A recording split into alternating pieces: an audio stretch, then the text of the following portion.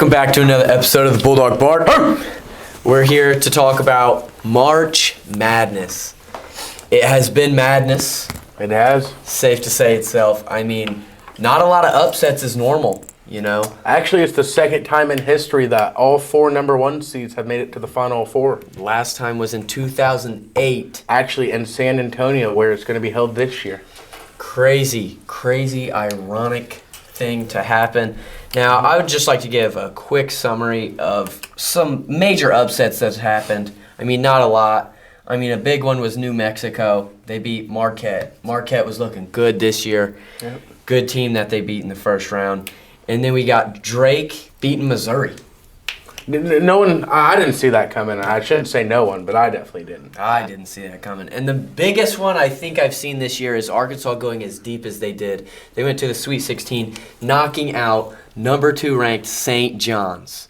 I mean, yeah. Great And for them. I was very surprised with that because I didn't think this Arkansas team was as good as the Arkansas teams in the past. As I should mention, 2 years ago, Arkansas had a top 10 draft pick, Anthony Black, on their team, who was phenomenal. So Phenomenal, but they didn't go as deep as they did this year. Which is wild. Like, they Another had more star upset. power, it felt like, but, just didn't go as far. Another upset that happened in the first round was McNeese beating Clemson. I predicted that one, man. Everyone did, but to be honest, I'm going to blame that on Clemson. They shot terrible. I think it was near 5 for 27. Ooh. Like, it was rough for them. But it had to have been the young boy blasting out the boombox on the way out of the tunnel. Amir Khan. Amir Khan. He's getting like $1 million because he's transferring with his coach. You To guys hear NC about State. that? No. Yeah, he transferred like before he even got back to McNeese. And like the news broke while he was on the bus back. So he's just sitting there with a bunch of the teammates that just lost in March Madness. He's gone. That's terrible. That's And so is the coach. you know how the rides home are after a loss. Imagine that ride home. Oh, he's gonna stare out the whole ride. Yeah, the entire ride. Those AirPods aren't holding back the looks. I'm telling you. But let's get to the main reason we're here. We're here to talk about the Final Four. All right. Now, I wanna talk about something real fast. All 1 seeds, and I'm gonna have you guys talk about Duke and Houston. Okay, Houston had a really tough game in the Sweet 16 against Purdue. Lucky. Okay, big Purdue fan here. Lucky game. He's wearing a Purdue basketball hoodie as we speak. You know, I have to represent. We just got that new recruit out of North Dakota State. Aussie. He's from Australia. So, we got to cheer for him. And then they just Houston waxed Tennessee. And then Duke. Is he the next coming of Josh Giddey? That new Purdue recruit? Josh Giddey just hit that buzzer beater against the Lakers. I mean, hopefully. But this dude's 6'11", so he's pushing Josh stuff. Giddey is like 6'7". And then Duke played Arizona in a tough game. Caleb Love put his heart on the floor for that game just to lose. Sad. And then they waxed Alabama. So I'm going to let you guys talk about that. It's nothing new for Caleb Love. He's been at UNC, been getting used to losing to Duke. So it's kind of like tradition for Caleb Love over there. I mean, you can't disregard Houston though. At 34-4 on a 17-game win streak with the best defense in the nation. You can't disregard it. Now, I don't think these two teams have played since last year's Sweet 16, which, as I remember, really close game, ending like 54 to 51 with Duke coming out on top. But I think it'll be a close game this year. Who knows who will come out on top? Yeah, it was a really close game, Sweet 16, but Houston lost some very key players from that game, and Duke also gained some very good players, which I can go into talking about right now. The 3 main players for Duke, obviously they're Duke. They got a lot of playmakers. But the 3 main guys, this guy is the number 1 ranked player in the whole country as a freshman, coming in at 6'9", 205 pounds forward, Cooper Flagg, averaging just under 19 points, 8 rebounds, and 4 assists a game, also leading the team in steals with almost a steal and a half a game. Next, we got Con Knippel, 6'7", 217-pound guard, also a true freshman. going out there averaging about 15 points, 4 rebounds, and 3 assists, shooting 47% from the field. Pretty good numbers. Then this guy's kind of like, how would you explain it? The Chris Bosh to LeBron's Dwayne Wade. Okay. Except he's a guard. So he's a 6'6", 183-pound guard, Tyrese Proctor, averaging a little bit under 13 points, 3 rebounds, 2 assists, and also shooting 46% from the field almost. Now, as I remember, Tyrese Proctor was there last year. So Cooper Flagg and Con Knippler. Yeah, they're freshmen, but yeah, freshmen. Tyrese Proctor was there last year, so he knows what it's like to play Houston. Mm-hmm. So I'd just like to get that out there. Yeah, and obviously with these 2 very good players coming, Proctor did play a big part in the win last year. So maybe they take some load off the freshmen and, put Proctor in because he's more experienced. Mm-hmm. Also, a guy to look for Duke is the big guy down low, 7'3" from Africa. The key players for Houston are you got L.J. Cryer, Emmanuel Sharp, and Milos Uzan. For Cryer, he's averaging about 13, 2, and 2. Sharp is averaging about 13 and 3 rebounds. And then you got Uzan with 12, 3, and 4 rebounds on the year. Yeah, and I don't know if I've stated it. Cooper Flagg is currently ranked the #1 player in the whole country at 18 years of age. Now I would like to spin it back to Houston. Is he really only 18? Yeah, he's actually supposed to be in our grade, but he graduated early so he could go to the league. He's younger than me, actually. Wow.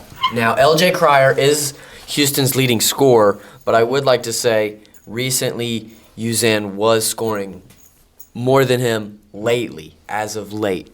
I mean, against Purdue, he had 22 points. And let's not doubt out Sharp because he also had 17 that game. And then against Tennessee, Uzan had a little drop-off with 6 points, but Sharp, he had 16 points, and Cryer stepped up that game and had 17. So really, Sharp is a for sure. He's going to get his buckets. And Cryer and Uzan will switch back and forth of who's going to score. So really, in this Duke game, I don't know who's going to score, but we just know for sure Sharp is going to get at least double digits. And obviously, you got to think the averages might look a little bit higher for Duke, but these Houston players are exceptional defensive players, all of them.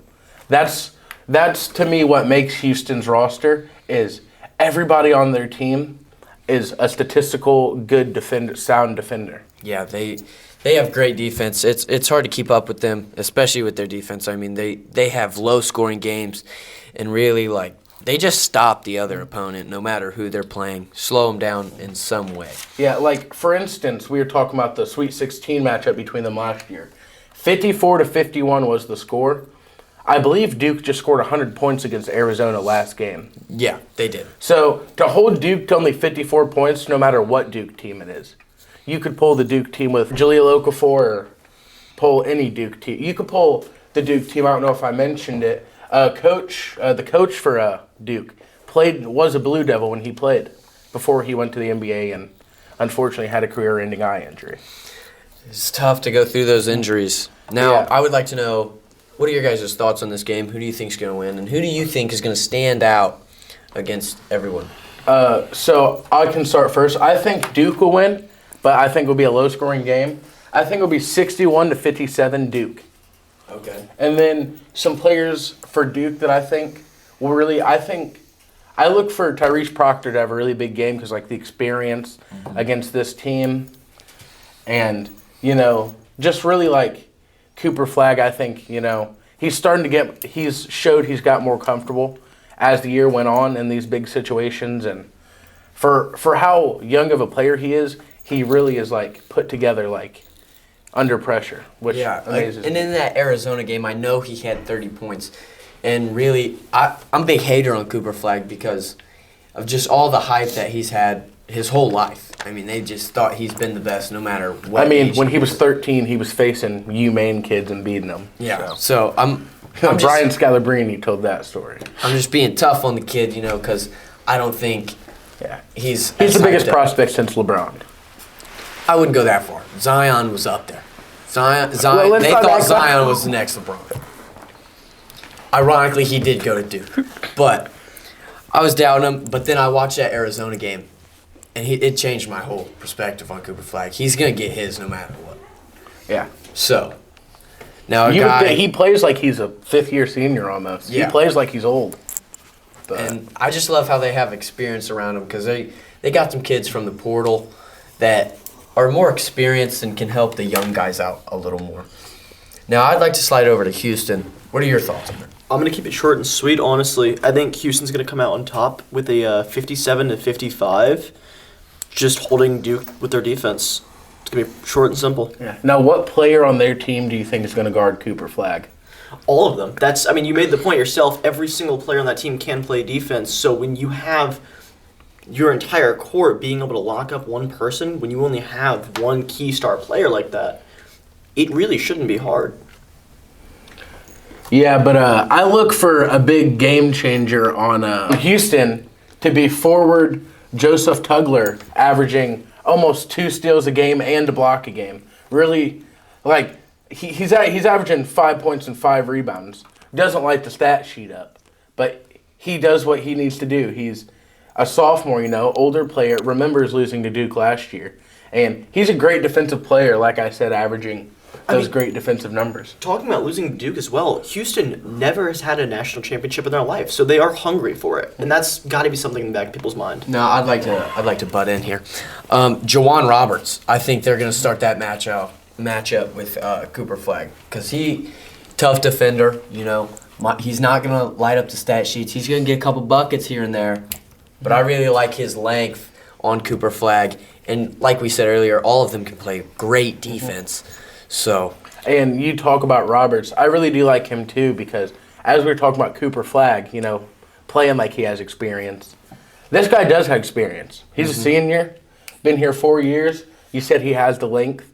His size, he's a little bit shorter than Cooper Flag, but he has 30 pounds on Cooper Flag at the power forward position. Yeah, I just really like that matchup. Now, I'd like to slide it over to the other game. We got your guys' predictions. Let's get theirs. Okay, so it's Florida and Auburn. Now, I would like to say who they've played to get in this situation. Florida played the reigning champs, 2-time back-to-back UConn Huskies, and they won by 2. Real close game. Shout out Clingan, man. Dominic Clingan. Great player. Yeah, he's doing his thing. In that last year's March Madness final, he really just took it to Zach Edey like no one had. We need to stop with the Purdue slander. Let's get back on. Didn't they also beat them in the second round? Yeah, they beat them in the second round, Florida did. And then Florida beat Maryland. That game wasn't really close, to be honest. Oh, wait, let's not act like Florida beat the 2-time. Florida's a great team. Yeah, great team. Let's not act like there's anything to sleep on. They're top tier this year. They're a number 1 seed for a reason. And Definitely. then after the Maryland win, they played Texas Tech, and that's what got them into the Final Four. Now I'd like to slide it over to Auburn. Auburn beat Creighton. Creighton's a good little team, but they just couldn't hang. Played Big Ten champs Michigan. Wasn't even close, beat them by 13. And they played Michigan State, won by 6. That was their closest game in the tournament so far, but that got them there. These are tough teams they're playing, from both sides, and they're just dominating. So let's hear some players to watch out for. Some players to watch out for on the Florida side are definitely Walter Clayton Jr. He is their guard. He scores around 18 points per game with about 4 assists and has an average of 38.5% on 3-pointers. Now, the thing about Walter Clayton is I watch TikTok. I watch TikTok a lot. And I saw this guy, he goes around to different college fan bases and says, can I see your all-time starting 5 in your opinion out of your college? And Walter Clayton, they're throwing it in there. And let's not forget, in their past, they've had great guards like Jason Williams, Bradley Beal. I forgot about Bradley Beal going to Florida. Corey Brewer played guard there for a little bit, but then they moved him to forward. Cam Newton freshman year, man, he tried out for the basketball team.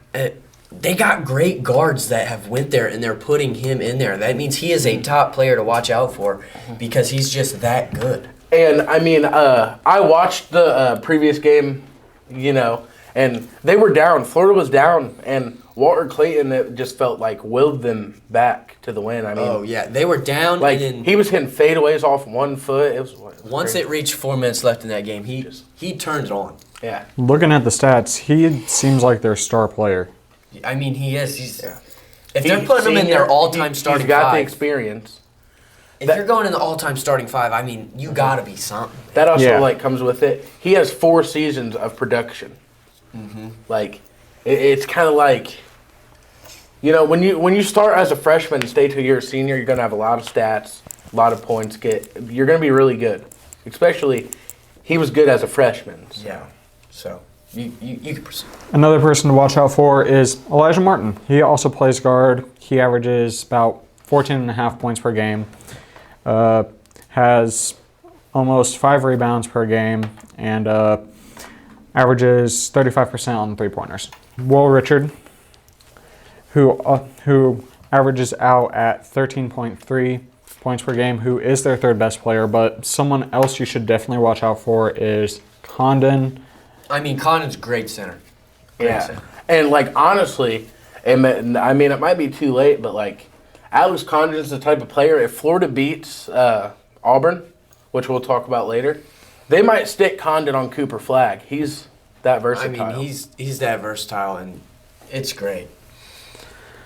Gotta love a player that's like that can just play anywhere. I mean, he starts for center for him because he's like around 6'11". Yeah, he's actually listed as a forward. That's how versatile he is. But Yeah. he plays center too. He plays center, and let's not forget they have a guy.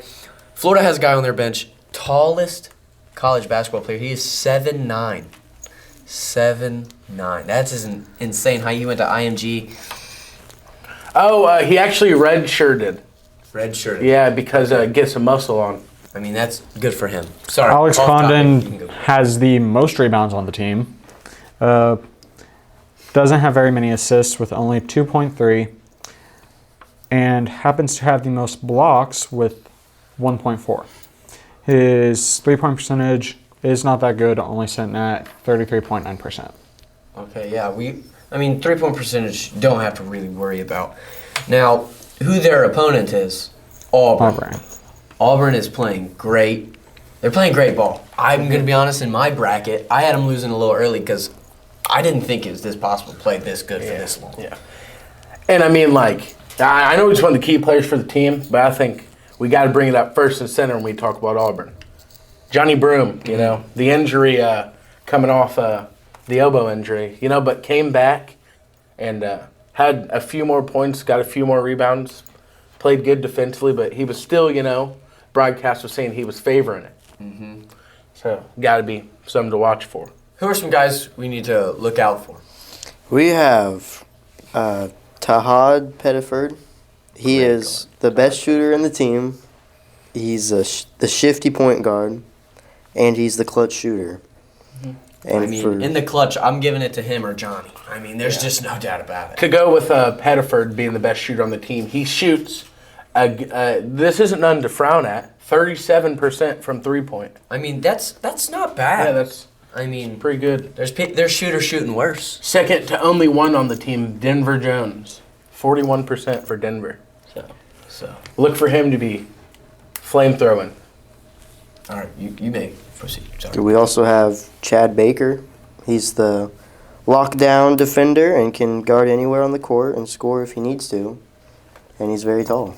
I mean, he's about 6'7". 6'7". Also versatile, shooting 37% from 3. Chad Baker is. I mean, Chad Baker, he's a long forward. Well, no, they got him at guard, don't they? Yeah, he's guard, but he's tall. He can play. He can play almost anywhere on the court. I feel like, except center. How tall is Zach Edey? Zach Edey is 7'4". Okay. I'm still trying to wrap my head around Mr. 7'9" from IMG. I mean, that is an insane height. I would like to His say, name is Oliver Ruiz. Yeah. I would like to say Johnny does lead his team in most points scored and rebounds. He's a very good player. I mean, early on in the season, we heard a lot about Johnny. I mean, he was playing great. and he was just off the charts. But there for a little bit, it just went dry for Auburn. And I looked at it, and let me tell you, they were just winning games. And he wasn't putting up crazy dunks or anything. He was just playing ball. And that's the type of guy I would want on my team if I was a coach. Because he's just playing ball, and he's playing great. And he's not doing anything spectacular. And in a post-game interview in one of the tournaments, he had was it 25 and 14 or something? Yeah. And they asked him, said, how'd you play? And he goes, I played terrible. And the coach said, you had a triple-double because he missed 10 shots. If you're disappointed because you missed 10 shots, I mean, I'm proud of that kid. Yeah, off topic, this Florida-Auburn game, we were talking about Walter Clayton and Johnny Broome. They're both all SEC first team this year, which means they're both high caliber players. I mean, high caliber players. That means it's going to be a high caliber game, right? Yeah. Now, I'd like to get your guys' predictions on who you guys think. I personally think Auburn is going to come out on top, mainly because the amount of rebounds they are getting. Neither team is a really defensive team, but I'm saying the more rebounds, the more chance to score. Okay, that's good. And if we're looking at this matchup, Auburn has Denver Jones, all SEC defensive team. So just let you know who's going to be really up there defending. Aiden, who do you think will win? I'm also going to go with Auburn because I don't know much about basketball. But you guys are saying good things about them. Yeah, I mean, Auburn's a tough team. Yeah. Don't count Florida out, though. Now, out of you two here that did the Duke-Houston game, who do you think will win the Florida-Auburn game? I think it will be Auburn because, obviously, Auburn, I think, has more star power with Johnny Broome and Pettiford, Okay. But I feel like it could be either one's game because Florida has Clayton that could go for 40. Condon could go for 25. You never really know with either of these teams, but I'll go with Auburn. I agree and disagree with Cato. I agree it'll be a close game, but I've got Florida coming out on top. Okay. Now for my prediction. For the first game, Duke-Houston, I want to go Houston. I'm not a big Duke guy. I cheer for UNC when I get the chance. But I think Duke is just so dominant this year. I think I have to go Duke. No matter the defense, what their ranking is on defense, I really think it's impossible to just stop all the stars. I mean, they have 3 projected lottery picks. Do you know how hard that is to stop? They have a center, they have a guard, and they have a forward. That's literally all you need for perfection. So really, and then they have another guard who's in the first round drafted. I mean, it's wild. Now, for the Florida-Auburn game, I'm a big Florida guy. Cheered for Florida my whole life. Auburn's playing great this year. I got to go Florida, though. Walter Clayton and Condon, just dynamic duo. It's hard to stop them, too. I mean, Clayton can go for an outrageous amount of points, and Condon will be down there getting rebounds. Definitely. So, really, I'm going to go Florida.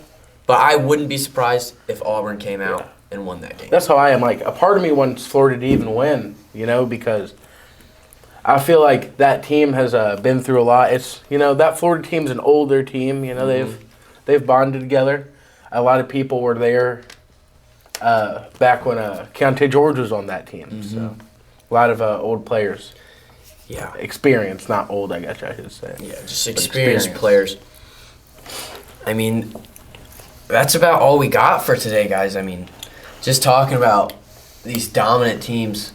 Who do you think will go to the championship? So you said... I think it will be an Auburn-Duke. Who do you think will win that game? No. I take that back. I just remembered my bracket before the tournament started. I did have Florida going. I had Florida-Duke, and I had Duke winning 77-73. But seeing how Auburn's playing, I might have to slot Auburn. Okay. And then I think Florida will score a little bit more points. I think it would be probably 83-78. Okay. Okay. What is your prediction for the championship? What teams will be in there, and what do you think will win? I'm again gonna stick with my picks. Florida, Houston. I've got Florida coming out on top. Florida coming out on top. How about down at the other end of the table here? I'm personally going to say most likely Duke is going to win the Duke-Houston game, even though Houston is an amazingly defensive team. But just the amount of points that they can score and their players, I'm going to say Duke's going to be one of the final two. And then, depending on how this game goes, I want to say, even though I chose Auburn to win, I'm most likely thinking Florida's going to make it. So Duke, Florida. Okay. Now, Aiden, who do you think? You said you don't really know ball. I just love to hear the guess that you're about to throw out. I'm gonna go with Duke. I mean, it's not a bad guess. They're the best team in college basketball right now, in my opinion. So Yeah. And I should point out, Duke is 17-0 at home. They haven't lost a single game if they're the home team. well, if you guys want to watch the game, they will be live Saturday. Both doubleheader semifinal games, and then if you want to watch the national championship, it will be on Monday. What time do these games play? It should be, the semifinal games, they usually have it at night, so like 7, and then usually a game after. And then they are located in San Antonio, so Time zones. time zone might change, I don't really know. Well, that's all we got time for today, so that's another episode of the Bulldog Bar. Ho!